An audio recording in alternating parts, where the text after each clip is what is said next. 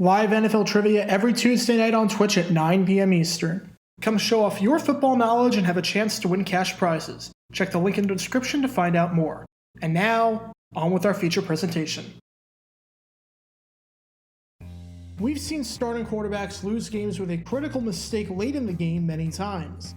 Normally when we see this, it's because of something like missing a wide open receiver, throwing an interception, taking a costly sack, or just having poor situational awareness and clock management.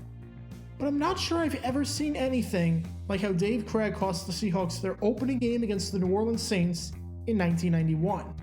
Because although he was the starting quarterback, he was responsible for the loss because of something strange and stupid that he did while he was on the bench. And this is the story behind that. This is the crazy finish to the 1991 season opener between the New Orleans Saints and the Seattle Seahawks. It's September 1st, 1991, and we've got these two teams meeting at the Louisiana Superdome to kick off the brand new season. These are two teams that had fairly solid seasons the year before, and were looking to keep their momentum going to start the new year off. Seattle finished the year before just outside the postseason at 9-7, while New Orleans, despite never being above 500 at any point in the season, made it to the playoffs as a wild card on the last day of the season with an 8-8 record. It's always nice to start a brand new season off with a win, and it was looking really good for the Saints at first in front of their home crowd. Bobby Hebert got the scoring off when he hit Gil Fenerty on a 50-yard pass in the opening quarter. Then, following a pick six by Pat Swilling, the Saints led 17-0. Swilling would eventually win Defensive Player of the Year that year, and with plays like this, it's not hard to see why. At halftime, the Saints looked as though they were in command of this game and led 20-7. But Seattle came storming back in the third, scoring 17 unanswered. After Brian Blades scored his second touchdown of the game, and after Brian Davis answered with a pick six of his own, the Seahawks had the lead at the end of the third quarter for the first time today, leading 24-20. With 9 minutes left in the fourth quarter, with the Seahawks still leading by 4, Krieg dropped back to pass. He saw nothing and decided to take off. After taking a shot here from two members of the Dome Patrol, in Sam Mills and Ricky Jackson, he injured his thumb. It doesn't seem too bad at first, as he's still in the game, but after throwing a pass on the very next play, he signals to Jeff Kemp to come into the game. Kemp was not expecting this. He had no time to warm up, and hadn't thrown a pass in a regular season game since 1988, but he was now in while Krieg was injured. After the drive, Krieg went to the locker room, and he was ruled out for the rest of the game. As it turns out, he had a broken thumb, and would not return until Week 8, when the Seahawks went to Three Rivers Stadium to take on the Pittsburgh Steelers. It was a pretty bad injury, especially for a quarterback. His day was done, and Jeff Kemp was now in. Keep all of that in mind, because even though Krieg will not return for the rest of the game, maybe the main reason the Seahawks lost at the end was because of him. It was looking good for Seattle at the time, as with less than 2 minutes to go, the Saints were facing a 4th and goal at the 10-yard line following a costly false start penalty. But Bobby Hebert found Floyd Turner on the play for a clutch touchdown to give the Saints a 27-24 lead. Time for Kemp to lead the Seahawks down the field and try to win the game, but at the very least, try and get into field goal range for the rookie kicker out of Georgia, John Casey. It's a tall order for Kemp, but to his credit, he's able to pull it off.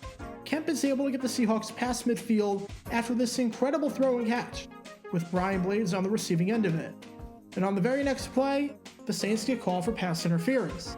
Fun fact, 10 years later when they got called for pass interference, some of their fans threw bottles onto the field in an incident that I like to call Bottlegate 2, since it happened one day after the original Bottlegate. You can check that out in the upper right corner. While that didn't happen here, the Seahawks now had the ball in a goal-to-go situation. In roughly 30 seconds, they had driven the length of the field and had a shot at winning this. First down, and Kemp's pass is incomplete out of bounds. Second down, and a check down gives the Seahawks the ball at the 4-yard line. And this is where things get really interesting and really costly for Seattle. Take a listen. Caught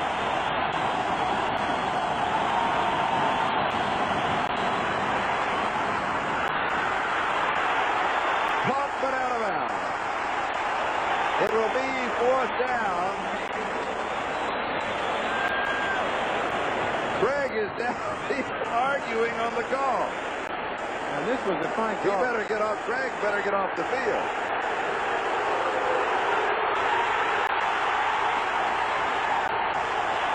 came obviously way out of bounds, and as you just mentioned, he didn't get off the field and he got a penalty.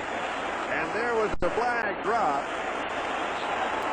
Krieg had no business being down there. You're going to lose every argument with the officials anyway. We have unsportsmanlike conduct on the Seattle bench after the play was over. The down-thrown 15-yard penalty. As you can tell, this play was blatantly out of bounds. The receiver, though he made a good effort, got a grand total of 0 feet in bounds. Still, Krieg voiced his frustrations, despite the call being 100% correct. Because he was on the field when he wasn't supposed to be, the flag came out. And remember, instant replay existed back in 1991. This was the last season that there was instant replay under the old format before it got canned, only to return in 1999. If the play was close, someone upstairs would have taken a look at it. So what Krieg's argument was here, I'm not sure, because not only was this play not even close, but if it was close, there were measures to look at it and overturn it. Side note, if you want to learn more about the history of instant replay, check the video out in the upper right corner. And because of this, the Seahawks were now attempting a 37-yard field goal instead of a 22-yarder. Unsportsmanlike conduct called against Krieg. What was once a chip shot field goal at 22 yards out to tie the game was now a 37-yarder, which is still a kick that one should be making, but it's a lot harder than a kick from 22 yards out, which would have been a slightly moved back extra point. And John Casey, in his first ever game of the league, misses the kick wide left. New Orleans takes a knee to run out the clock, and that's the ball game.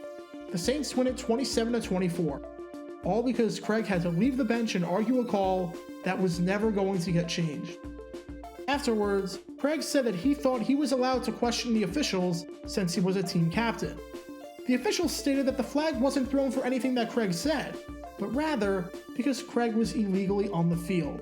This costly game set the tone for the rest of the season, as the Seahawks finished at a disappointing 7-9, missing the postseason under head coach Chuck Knox for the 3rd straight season. Krieg was a very solid quarterback in the NFL for a long time. He made it to 3 Pro Bowls with Seattle, spent 19 seasons in the NFL, and by the time he retired after the 1998 season, was 7th in NFL history in career touchdown passes, with the other 6 guys ahead of him currently in the Hall of Fame. But even though he lost 77 games as a starter in his career, the one that stands out the most was the one where he was on the bench. Be sure to like this video, ring the notification bell, subscribe down below if you haven't already, as it helps the channel out a lot, and be sure to check out Twitch every Tuesday night at 9 p.m. Eastern for your chance to play NFL trivia and win cash prizes. Link in the description below. If you want to see videos like this condensed down to 60 seconds, then follow me on TikTok at JaroGator9 and subscribe to 60-Second NFL History on YouTube. Also, special thanks to all of our Patreon supporters for helping on the channel. Your support is greatly appreciated. See how you can become a patron and request future video topics in the description below.